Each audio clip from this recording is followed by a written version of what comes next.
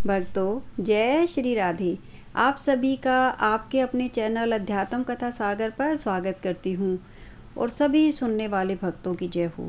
आज हम देव ऋषि नारद जी की जयंती के अवसर पर उनके महात्म को सुनेंगे और जानेंगे कि नारद मुनि के नारद बनने से पहले कितने और जन्म हुए और पहले जन्मों में उनके क्या नाम थे, उनको अपने पिता से श्राप क्यों मिला और कैसे भगवान का आशीर्वाद पाकर नारद मुनि देव ऋषि नारद मुनि बने। इसी तरह की पौराणिक कथाओं घटनाओं को सरल भाषा में सुनने के लिए कृपया चैनल अध्यात्म कथा सागर को सब्सक्राइब कर लीजिए। पुराणों में नारद मुनि के 4 जन्मों के बारे में वृतांत मिलता है। किसी एक पुराण में उनके एक जन्म का, किसी अन्य दूसरे पुराण में दूसरे जन्म के बारे में कथा मिलती है, लेकिन नारद मुनि का प्रभाव तो चारों युगों में पाया जाता है। नारद मुनि के अनेक ऐसे शिष्य हैं जिन्होंने नारद मुनि से ज्ञान लेकर अपने जीवन को उच्चतम स्तर तक पहुंचाया और भगवान को प्राप्त किया। हिमालय के घर जन्म लेकर पार्वती को शिवजी को प्राप्त करने के लिए तपस्या करने का ज्ञान नारद मुनि ने ही दिया था।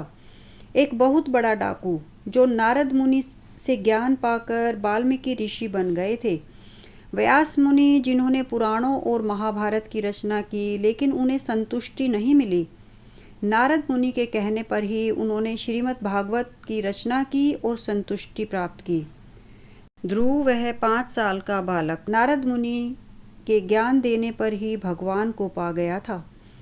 प्रहलाद अपनी माँ के गर्भ से ही नारद मुनि उनकी माँ कयादु को विष्णु भगवान की कहानियाँ सुनाती थी, तो प्रहलाद विष्णु का इतना बड़ा भक्त बन गया कि स्वयं विष्णु भगवान को नरसिंह अवतार लेकर आना पड़ा प्रहलाद को बचाने के लिए। राम को अपनी पत्नी सीता से वियोग नारद मुनि के श्राप के कारण ही हुआ था और द्वापर में तो नारद मुनि का द्वारिका में आना जाना लगा ही रहता था। भागवत के महात्म में नारद मुनि संकल्प लेते हुए कहते हैं कि हे भक्ति महारानी, कलयुग जैसा कोई युग नहीं है। मैं तुम्हें प्रत्येक घर में और जन जन के हृदय में स्थापित करूंगा। मैं सनातन को पुनः पुरस्कृत करूंगा। नारायण नारायण नारायण, यह शब्द सुनते ही हमारे मन में एक छवि बनती है देव ऋषि नारद की, जो हाथ में वीणा लिए भगवान विष्णु का नाम लेते हुए एक जगह से दूसरी जगह भ्रमण करते रहते हैं। आज मनुष्य के पास अनेक ऐसे साधन उपलब्ध हैं, जैसे रेडियो, टेलीविज़न, समाचार पत्र और अब तो इंटरनेट के जरिए आज एक क्षण में ही सारी दुनिया की खबर एक साथ पता चल जाती है। किंतु धरती पर और परलोक में सर्वप्रथम संचार करने का श्रेय नारद मुनि को ही जाता है। नारद मुनि को संचार का अग्रणी माना जाता है। नारद मुनि ने एक लोक से दूसरे लोक में घूमते हुए संवादों के आदान प्रदान द्वारा पत्रकारिता को आरंभ किया था। इस प्रकार नारद मुनि पत्रकारिता के प्रथम पुरुष भी हैं, जो इधर से उधर घूमते हैं और संवाददाता का कार्य करते हैं। हिंदू मान्यताओं के अनुसार नारद मुनि का पहला जन्म सृष्टि के रचयिता ब्रह्मा जी की गोद से हुआ था। देवताओं के ऋषि नारद मुनि की जयंती प्रत्येक वर्ष ज्येष्ठ महीने की कृष्ण पक्ष की द्वितीया को मनाई जाती है। अब इस दिन उनके कौन से जन्म की जयंती मनाई जाती है, ये हम आगे सुनेंगे। उन्हें ब्रह्मा के मानस पुत्र के रूप में भी जाना जाता है। कहा जाता है कि कठिन तपस्या के बाद नारद को ब्रह्म ऋषि का पद प्राप्त हुआ था। नारद बहुत ज्ञानी थे, इसी वजह से राक्षस हो या देवी देवता सभी उनका बेहद आदर और सत्कार करते थे। देव ऋषि नारद को महर्षि व्यास, महर्षि वाल्मीकि और महाज्ञानी सुखदेव का गुरु माना जाता है। कहते हैं कि नारद मुनि श्राप के कारण ही भगवान राम को देवी सीता से वियोग सहना पड़ा था। नारद मुनि ब्रह्मा के 7 मानस पुत्रों में से एक हैं। विष्णु के अनन्य भक्तों में से एक माने जाते नारद मुनि को अक्सर इधर की बात उधर करने के रूप में जाना जाता है। नारद मुनि ही केवल ऐसे देवता थे जो कभी भी किसी भी क्षण देवी देवता, ऋषि मुनि, असुर, दैत्यों, स्वर्ग, नरक, धरती, आकाश सर्वत्र जा आ सकते थे। उन्हें कभी किसी से आज्ञा लेने की आवश्यकता नहीं पड़ती थी। वो ब्रह्मचारी और ज्ञानी थे। उन्होंने कई ऋषि मुनियों को ज्ञान देकर धन्य किया है। मान्यता है कि देवऋषि नारद विष्णु के परम भक्त हैं और श्री हरि विष्णु को भी नारद अत्यंत प्रिय हैं। नारद हमेशा अपनी वीणा की मधुर तान से विष्णु जी का गुणगान करते रहते हैं। वे अपने मुख से हमेशा नारायण नारायण का जाप करते हुए विचरण करते रहते हैं। ये भी माना जाता है कि नारद विष्णु भक्तों की हमेशा सदैव मदद करते हैं। ऐसी मान्यता है कि नारद ने ही भक्त प्रहलाद, भक्त अम्बरीश और ध्रुव जैसे भक्तों को उपदेश देकर उन्हें भक्ति मार्ग में प्रवृत्त किया था, किंतु अपने ही पिता के श्राप के कारण वे आजीवन कुंवारे रहे। शास्त्रों के अनुसार ब्रह्मा जी की गोद से नारद जी का जन्म हुआ तो ब्रह्मा जी ने उन्हें सृष्टि के कामों में हिस्सा लेने के लिए कहा और विवाह करने के लिए कहा, लेकिन उन्होंने अपने पिताजी की आज्ञा का पालन करने से मना कर दिया। तब क्रोध में आकर ब्रह्मा जी ने देवऋषि नारद जी को आजीवन अविवाहित रहने का श्राप दे दिया था। पुराणों में ऐसा भी लिखा गया है कि राजा प्रजापति दक्ष ने भी नारद को श्राप दिया था कि वह एक क्षण से ज़्यादा कहीं रुक नहीं पाएंगे। यही वजह है कि नारद अक्सर यात्रा करते रहते हैं। कहते हैं कि एक बार दक्ष की पत्नी आसक्ति से 10,000 पुत्रों का जन्म हुआ तो इनमें से किसी ने भी दक्ष का राजपाट नहीं संभाला, क्योंकि नारद मुनि ने उन सभी को मोक्ष की राह पर चलना सिखा दिया था। बाद में दक्ष ने पंचजनी से विवाह किया और इनके 1,000 पुत्र हुए। नारद जी ने भी पुत्रों को भी इसी प्रकार सभी प्रकार के मोह माया से दूर रहकर मोक्ष की राह पर चलना सिखा दिया।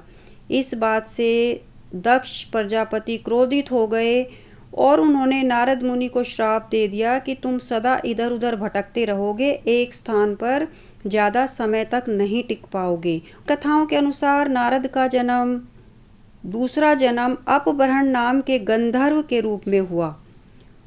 अब इस गंधर्व को अपने रूप पर बहुत ही घमंड था। का विवाह चित्ररथ की 50 कन्याओं के साथ हुआ था। एक बार स्वर्ग में अप्सराएं गंधर्व गीत और नृत्य से ब्रह्मा जी की उपासना कर रहे थे, तब उपबरहण भी स्त्रियों के साथ वहां आए और रासलीला में लग गए।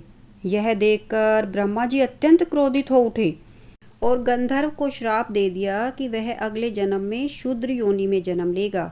बाद में उस उपबरहण नाम के गंधर्व का जन्म एक शूद्र के घर हुआ, जिसके पिता का नाम धूमिल गोप और माता का नाम कलावती था, और इसका नाम रखा गया रामदास। जन्म लेते ही इनके पिता की मृत्यु हो गई। विधवा माँ और ये दोनों संतों की सेवा करते थे। बालकपन से ही इन्होंने संतों के मुख से भागवत सुनी और संतों का बचा हुआ उच्चिष्ट खाना खाते थे, जिससे इनके हृदय के सारे पाप नष्ट हो गए थे। 5 वर्ष की आयु में ही इनकी माता की मृत्यु हो गई, एक जहरीले सांप के काटने से। अब यह बालक एकदम से अकेला हो गया था। माता की मृत्यु के पश्चात नारद मुनि अकेले बैठे रो रहे थे। तभी अचानक उन्हें भगवान की एक झलक दिखाई पड़ी, जो तुरंत ही अदृश्य हो गई। इस घटना के बाद उनके मन में ईश्वर को जानने और उनके दर्शन करने की इच्छा प्रबल हो गई। तभी अचानक आकाशवाणी हुई कि तुम चिंता मत करो, भगवान का ध्यान करो और भजन करो, तुम्हें अगले जन्म में भगवान अवश्य मिलेंगे। नारद का चौथा जन्म हुआ भगवान के पार्षद के रूप में। इनको भगवान ने वीणा का उपहार दिया और आशीर्वाद दिया। ये भगवान के मनो अवतार हो गए। भगवान के मन में क्या चल रहा है जानने वालों में 12 महाजन हुए। उनमें से नारद मुनि का दूसरा स्थान था। देवऋषि नारद को श्रुति, स्मृति, इतिहास, व्याकरण, वेदांग, संगीत, खगोल, इतिहास, ज्योतिष और योग जैसे कई शास्त्रों का प्रकांड विद्वान माना जाता है। देवऋषि नारद के सभी उपदेशों का निचोड़ है सर्वधा सर्वभावेन निश्चिंतते भगवानेव भजनीय। अर्थात सर्वदा सर्वभाव से निश्चिंत होकर केवल भगवान का ही ध्यान करना चाहिए। नारद जयंती उत्सव और पूजा विधि। नारद मुनि भगवान विष्णु को अपना आराध्य मानते थे, उनकी भक्ति करते थे। इसलिए नारद जयंती के दिन भगवान विष्णु और माता लक्ष्मी का पूजन करें। इसके बाद नारद मुनि की भी पूजा करें। गीता और दुर्गा सप्तशती का पाठ करें। इस दिन भगवान विष्णु के मंदिर में भगवान श्री कृष्ण को बांसुरी भेंट करें। अन्न और वस्त्र का दान करें। भक्तों को ठंडा पानी पिलाएं। ऋषि नारद मुनि को आधुनिक पत्रकार और ज्ञान संवाददाता का अग्रदूत माना जाता है, इसीलिए इस दिन को पत्रकार दिवस के रूप में भी मनाया जाता है। उन्हें संगीत, वाद्य यंत्र, वीणा का आविष्कारक माना जाता है। उन्हें गंधर्वों में प्रमुख माना जाता है। भक्तों, यह था नारद की जयंती पर नारद के जन्म से जुड़ी छोटी सी जानकारी। ये पौराणिक जानकारी आपको सरल भाषा में सुनाई गई है। आपको ये ज्ञानवर्धक लगी तो कृपया इसे शेयर और लाइक कीजिए और कमेंट बॉक्स में भगवान की जय अवश्य लिखिए। धन्यवाद।